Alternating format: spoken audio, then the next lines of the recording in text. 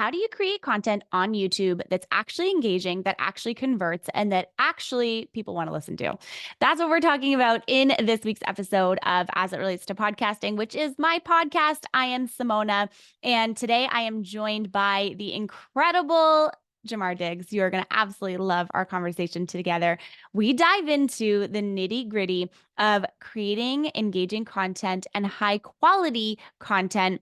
We talk about video titles, the importance of descriptions and tags for SEO, how to leverage SEO strategies and thumbnail creation, as well as all graphics holistically to increase those click-through rates.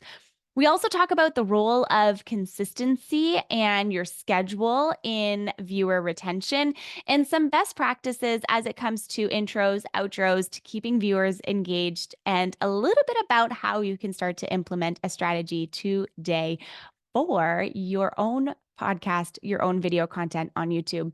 Before we get into it, my guest today is Jamar Diggs. He's a YouTube marketing strategist for businesses who want to leverage YouTube to create a low-lift marketing strategy so that they can make marketing only 10% of their focus. He takes his corporate marketing experience from working in large marketing departments like Homes.com and Forint.com to help his clients create a content strategy and marketing system that will generate results for years. Please check out the links in the notes below so you can connect with Jamar after our conversation. Leave a rating and review of the podcast and share it with another creator that you know needs to hear this message today. Okay, let's get into all of the content that you need to know when it comes to leveraging YouTube for your business's growth.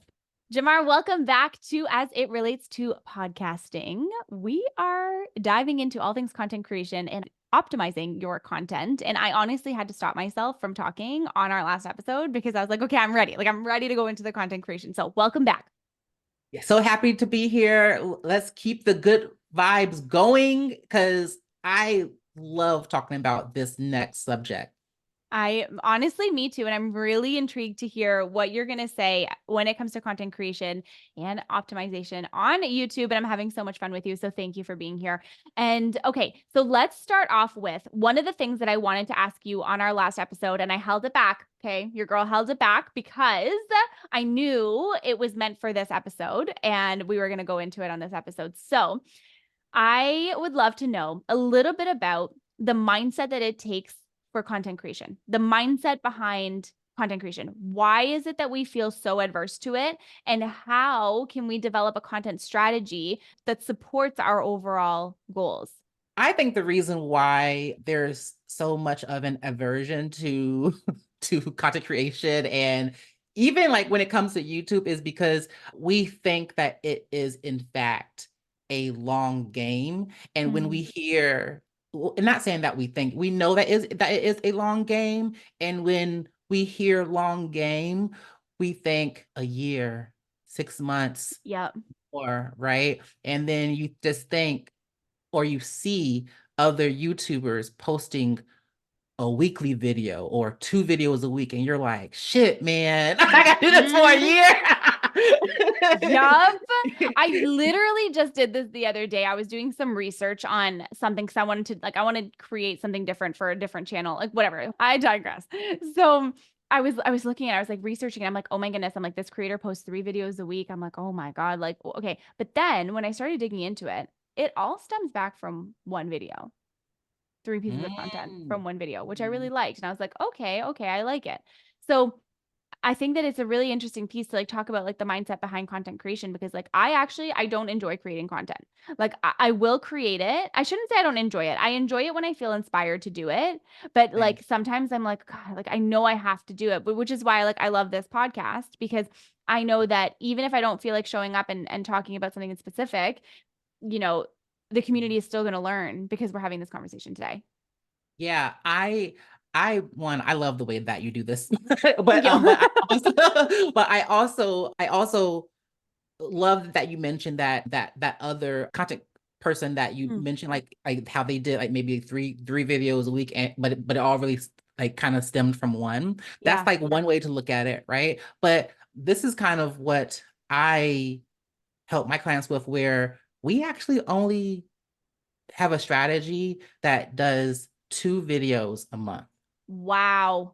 Okay. That's it. 2 videos a month, 2 strategic videos a month. And our clients see momentum in their channel within the first like 90 days. I've had stories or comments from our clients to where they have gotten people to join their email list and then also have been able to sign a very aligned client within the first 90 days of working with each other. Wow. Right. And Okay, so debunk this myth for me really quick. The myth in my mind right now is that you need to be posting content every single week in order to get more subscribers to your channel. Hmm, probably if subscribers is the goal. Got it. Okay, so we're saying that ultimately business growth is the goal, not so much subscriber count. Yes. So what tends to Mm, happen is this reframe that I help my clients do is like, what is our goals, right? So even from episode 1, right? So what is the goal of this channel? And this channel is to build our business, right? mm, Now, what does that look like? Well, that looks like for us to get people into our lead magnets, get them into our marketing ecosystem. Okay. And so that's really like what is like the main goal here for my clients. And yeah, so we don't really focus on subscriber count. I mean, we like to see the green, right? for We sure. like to Yeah, see yeah. the green go up. We also like there to see like more views, but I have clients that have a low amount of views, but they are also still booking clients, right? So Mm, it just really just depends. So views across like channel by channel is just different. It just really depends on your niche and how unique you are, right? And so mm, we have a client that is a career coach. Well, sorry, more so a career mentor, mm. right? A career change mentor, right? And her channel is doing well, but she has only like 400 subscribers, and her videos probably get around like 200, 300 views each video on average, right? But she books clients on YouTube, like from YouTube, or Yeah. they or that's how they become exposed to her, join her. In the past 6 months, I just saw this. We were able to send over 100 new subscribers to her email list, Wow. right? And so even with that low amount of views or subscribers, right, we're able to get people to take action. And I that's love what that. we really want. And then alternatively, we have clients that have thousands and that thousands of views, right? Because maybe their niche is just there's just more searches happening, Yeah, right? yeah. More things happen, but they still are also able to get people to join their email list and things like that. And so really for us, that goal is getting people up onto your email list so that you can start nurturing them or targeting them appropriately. And I so love that.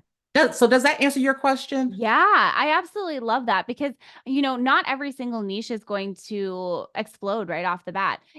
Think how to things are always like the easiest. Anything to do with like, I think like media or, especially how to use AI, like any of those types of videos, I feel like you have to think about when you're creating content, you also have to think about like what is the state of the world right now? You know what I mean? Like what is going on? What are the hot topics being talked about in the world? Right. But then, even more than that, how is it that, like, what is your message at the end of the day? And like, you can still have a smaller audience, but that's just as engaged of an audience. And I say this all the time too, like, especially when it comes to brand partnerships, brand sponsorships, like all that kind of stuff. Yeah, everyone wants to get their show monetized. Everyone wants to make money from their podcast, right? And the way in which you do that is similar to what you're saying. Like it can be through a sponsor if you want it to, but also it can be just directing it back through your business. And when it comes to something like a sponsor deal, in my opinion, I would rather have a lower download count, but a really high converting audience than hundreds of thousands of subscribers or downloads or plays or whatever, and no one converting. Because that Yeah. doesn't do anything for the person that you're partnering with. Like that has nothing to do. Like they're like, okay, cool, thanks, but like we didn't see the ROI that we wanted on our end either. So it's like this like dance between the two. It doesn't have to be, it doesn't have to be hundreds of thousands to quote unquote be successful in it. No, and that's where you have to like, that's where you have to understand your data and really Mhm. understand what is the goal of your channel and being clear in like that expectations, because I know like we're experts in like podcasting and YouTube, and so those are kind of like newer concepts, newer Yeah. marketing concepts to these business owners. But I bet you they have heard other strategies when it comes to email marketing, Yeah. right? To where they're like, clean your list, or it's not always a great thing to have a big list and no Yeah. one clicking or no one buying or anything like that. It's so much better to have a more smaller engaging list with a higher click-through rate, Hmm. right? It's the same concepts, Yeah. right? But sometimes it's very easy to forget that because not everyone sees how many subscribers you have on your email list, but everyone is able to see how many subscribers and views you have on YouTube, Exactly. right? Exactly. Exactly. And then that can also be like, oh, is anyone even listening to your episodes or whatever? But it's like, I also try and remember too, when you're creating any type of content, whether it's podcast, YouTube, anything on social media, how many likes you have, like whatever. First of all, your worth is not determined by how many people are engaging with your stuff. But second of all, you have to remember that even 200 views, 5 downloads, 10 downloads, it's as if you're talking into a room of 5 to 10 people. You're not going to talk into a room of 5 to 10 people and sit down with people and do a talk with them, for example, and be like, I actually don't care about the 5 of you. Thank you so much for coming, but like, I really wish there was 50 more of you. Like, no, you're not going to do that. You know what I mean? You have to find gratitude in that too. But okay, I want to ask you, in terms of the content creation side, what do you think in this current moment, what do you think makes a good YouTube video? It can be things like Mm, structure, message, equipment, like, yeah. yeah. Uh, for me, it is the topic, having Mm, a topic that really hits home on what your of the current state your viewer is in when they're, making sure that the search intent is there mhm, and also that the topic resonates, right? And making sure that the video title is well optimized, so it's keyword rich, as well as having a keyword rich video description with tags and all of the other meta description mhm, things in there, right? But then when we talk about the video itself, like the actual, like in the video, I say that I would want a video that is in the first 30 seconds, hooking someone in and having them understand like what they're about to get out of this video, right? We want it to get to the point, but we also want to make sure that that the right people are in the room, yeah. right?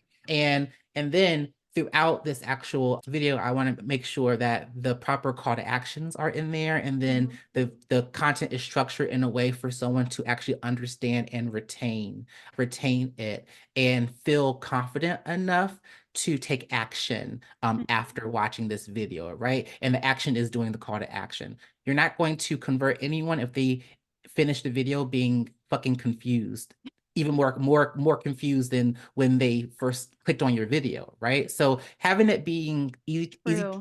easy to understand, right? And then also including elements of story so that the Mhm. viewer can see other so that the viewer can see themselves in maybe the story that you say, like whether it's like the pain point that or the challenge that they've had, and then is able to see the end result of that story. Like they can see that, oh my gosh, I had that issue too, and oh wow, it's so great that they work with people like this. So these things kind of build upon each other to build your authority, really build connectedness with the viewer, and then in hopes to inspire them to take action after watching the video. I love that. I think those are really important things. And you know what? What you didn't say in that, which I kind of love, is you need to have all this high tech equipment. You need to have all this like backdrop. Like you need to have all these things, right? Because a lot of people get tripped up about that. They're like, well, I don't have a professional microphone. I don't have a nice camera. I don't have a backdrop. I don't have all these things that they don't have, right? But it's Mhm. like, do do you though those things are nice to haves, but they're not required in order to make good content. They're just not. It's the message. Yes, it's the message. We want people to hear us and see us and understand that whenever someone is searching on YouTube or when they click onto your video with this type of strategy, they have a problem that needs solving. They Mhm. don't give a fuck about a palm tree being in the background or like a shelving unit or what. They don't care about your background as much as you care about your background, Exactly. right? Sometimes we need to to make sure that we're creating content that is centered around the customer or the like our ideal clients versus ourselves, right? Mm-hmm. We don't like we're here to serve, right? And our content is also honestly it's free. It's Yeah. free. You It's know what I'm saying? It is free. This is free game that we are giving to the girls right now. it's So so who gives true. a fuck that there is not enough aesthetics in the background? Exactly. You get this aesthetic. This is the amount of aesthetic that we have going on today. And you get a little bit of curtain, you get a little bit of mirror, you get a little bit of picture. We love that. We love that for you as you're watching right now. You get a nice plant, you have a Yes. shelf. I feel like I should have a plant, but that's fine. It's okay. It's fine. It's It's fine. It's fine. It's fine. fine. It's fine. You talked a little bit about video titles and descriptions and tags for SEO. So I actually want to ask you, when you're uploading a video, how important are the tags of tagging your video? So this is where I Mhm. also get very like not pushback, but I get kind of insecure about this part because people say, oh, tags don't really matter because it's just for different things. Mhm. And here's the thing. I like using tags as if they matter, right? Mm. And I like using tags as if they matter, as if they are secondary keywords, right? And so even if YouTube says this is only to help us with misspellings of things, right? Cool, whatever. But the practice that I do with my clients and that I teach people that work with me is you have a primary keyword, right? Mhm. And that keyword is in your title. But then there's a lot of other like secondary keywords or relevant other keywords that you can probably be seen for. And so the practice that I make them do is I make them do that keyword research and find those relevant keywords and just go ahead and add them as Mhm. tags inside your video, right? And you do that even if it doesn't matter, whatever. But you take those tags, and then what I want them to do is take that primary keyword and the tags and create a well-optimized video description with them. So Mm. for me, tags are essential because it programs my mind to start looking for other relevant ways that I could rank this video, I that love this that. video may be found. And then I use those same tags and put them into the video description as well as complete Oh, sentences as like complete sentences so that it gives YouTube a better idea of what this video is about. I love that. So then when you're doing this keyword research, are you just typing into YouTube, like, whatever it is that your topic is, or are you using like a keywords planner or using like a tube buddy or something like that? Yeah, so IQ. at the very basic level, you can totally type into YouTube and see what is recommended in the search predictor thing. I use a tool called vidIQ. Mm-hmm. If y'all want to explore that, go to q.com/Jamar Diggs. But We'll just but put that affiliate link in the links below. Thank you. but I also have used TubeBuddy as well. It's a great platform. I find that TubeBuddy is great for like bulk doing things. So if you have like an established channel already and you want to do like bulk stuff, Mm. TubeBuddy is great. vidIQ is great for like to me like smaller channels who are like the regular person. To be quite honest, the regular Yeah. person just needs a little dashboard to find some keywords. You know what I'm saying? Give Like me to the find some keywords. keywords. They have a great AI tool up in there. It's so great. But and I love it because I have to have this kind of I gotta have like a dashboard thing and not just like a little plugin on my like browser. Yeah. But I find those keywords in there. And so I basically like think of different I kind of I put myself in my client's shoes and I say, okay, this keyword has a great search volume and low competition. Perfect. And then inside vidIQ, it gives you like relevant keywords that could happen. So I pull from there, but then I kind of do some more digging to where maybe there's another keyword that can give me even more relevant keywords. So I kind of Mm. go deeper and do the same thing. Or Yeah. I kind of think about other ways that people may think about this topic and I search for like those variations and then do that kind of same like kind of process to I find the like right. that. I like that. Now, how important would you say are the thumbnails and then the titles? And should they be the same? Should your titles be the same as what's in your thumbnail? Oh, this is a great question. The titles the title and thumbnail. So all of these things that we're talking about is important, but like there's a certain metric on YouTube that these other things that we're going to talk about right now contributes to. It's called the impressions click-through rate, Okay. right? And so that is the percent of people that have chosen to click through to watch your video out of the people that it has been shown to, whether it's been recommended, it's in search, your home feed, whatever, right? And so the title and the thumbnail and the first line, the first two sentences in your video description plays a role in that click-through rate. And so those things are important. And so when we're thinking about, well, should should all these things say the same thing? No, because we want each one to kind of work for you in a different way, right? Right. We want to, so the title is there, great, but like, how can we make the thumbnail text be something different to complement that title? And it's not just like the same thing, because like, when you look at it that way, you're kind of missing out on real estate to really inspire your person to click through. Mm, Right. And then in your first two true. sentences in your YouTube video, if someone's searching for something, if the keyword pops up, like if the search query that they search for is in those first two sentences, it also bolds the words, right? And so I like to create like a little hook or a little interesting first two sentences to entice them, to help them, like kind of like, like a little hook to get them to kind of like click through, right? And so we have the title, and we have the thumbnail, all enticing this person to click through to the video. Oh, I love that. Okay, so you're using them in combination all together. All of them Mhm. should be a little bit different, but they all should have, different keywords to pull from them. And, I know it's kind of hard to give a full strategy, especially on an episode like this one of, how to title your videos. But do you have any like best practices that you like to stick to? Like, like the start, stop, like start doing this, stop doing this, numbers, like 5 ways for this. Like, do you find that any of those are more effective than others? Oh gosh, it's so different. I I know. actually have been thinking about creating like a resource in my membership to just have like a library of like titles. Yeah. Because I literally I see titles in the wild, and I'm like, oh, that would be a really good idea to add and so then I'm like kind of inspired by other people's stuff too. But there is value in like a very clear one, which is like how to do X, Y, and Z.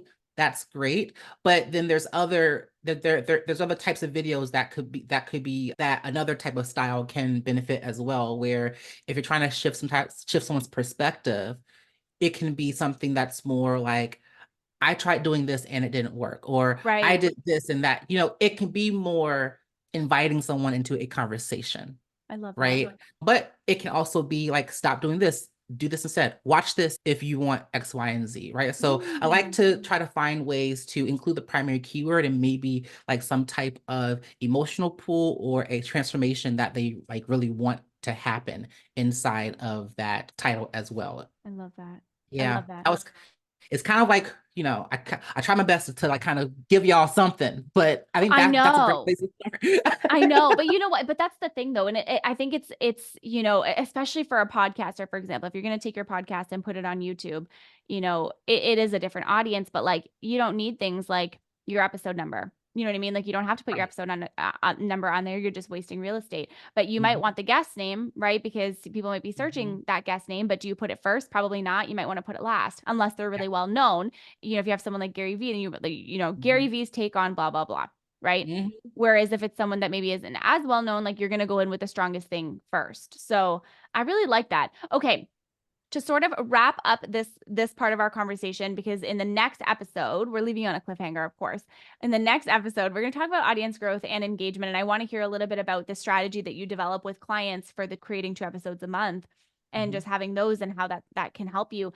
But I would love to know your best practices for podcasters for video intros and outros to keep your viewers engaged. So when it comes to the intros, my framework is more of like I call it the hit intro. And so the first part of it, and each one takes probably like less than 10 seconds, right? That so like altogether is probably about like 30 seconds long. And so for the intro, the hit intro, sorry, the H is hook, right? We Okay. want to really get someone's attention, or we want to say something that is going to not like shock them. I mean, if you want to shock them, cool, but like it should be more of like, oh my God, I'm intrigued. Tell me more, Yeah. right? Like sometimes people start this thing with like Yeah. or Like example. if like, and like maybe you wouldn't want to go with like, hey guys, welcome back to, you know what I mean? It's kind of Right. like, It's unless you're it's probably really well really known, but yeah. If you're really well known, then like maybe. But like for example, it may be something where it's like I'm able to take my clients from zero to blank in only 30 days. Let's dig into Mhm. how I did that, right? I I don't know, love something that. like that, right? So where you hook them and they're like, that's exactly what I want. Hmm. Tell me more, right? And then the I is you introduce yourself. And so in this one, I kind of say you say who you are and who you help, and that's it, right? And so it's kind of like I'm Jamar Diggs. I'm a YouTube strategist, and I help people create a low lift marketing strategy while making marketing only 10% of their CEO activity, That it's right? actionable. And people are like, how? Tell me how. Tell me how. Yeah, I right. love that.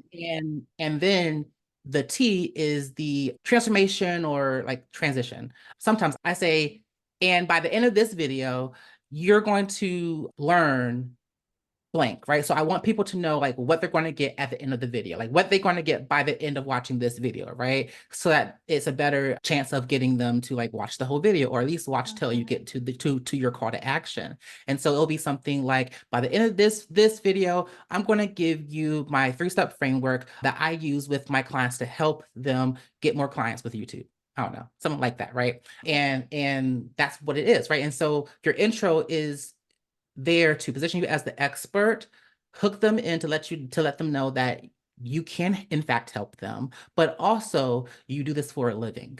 Hmm. I like that a lot. I like that a lot. Okay, to wrap up our conversation today, is there anything else that you would say in terms of the content creation side that you feel is important for my listener, our listener to know?